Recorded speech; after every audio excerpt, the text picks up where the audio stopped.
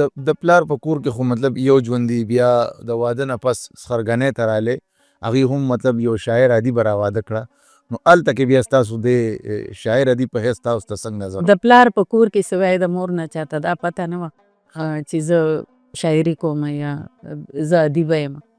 زه چې را واده شوم نو زما د تره زوی هغه ته را واده شوم. د پلار په کور زما ژوند بند و، هغه سره زما ژوند کلاو شو. خو سټارټ کې هغه سره هم نه و ځکه چې هم جاینټ فیملي وه، زما لیور و، زما خواښې وه، زما اندرور وه، زه هلته کې نشم کولی.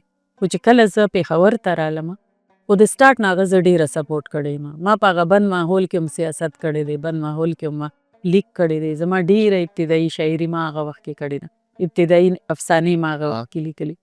خو بیا داسې وشو چې کله پېښور ته رالم او تاسو تپوس وکړه چې خپل نوم او پردی نوم، هغه وخت کې ما د نازو په نوم لیکل، نازو چاته دا پته نه وه. نو د نازو په نوم باندې زما ړومبی کتاب کال 2000 کې راغی، تږې سترګې، او هغې باندې سیف الرحمن سلیم، سیف سلیم راز باغ سریزې مو لیکلې.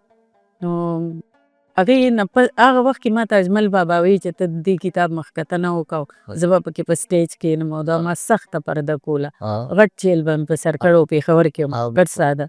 ما یې چې چېرې نه، زه په ژوند کې په سټیج نه کښېنم نو هم که نه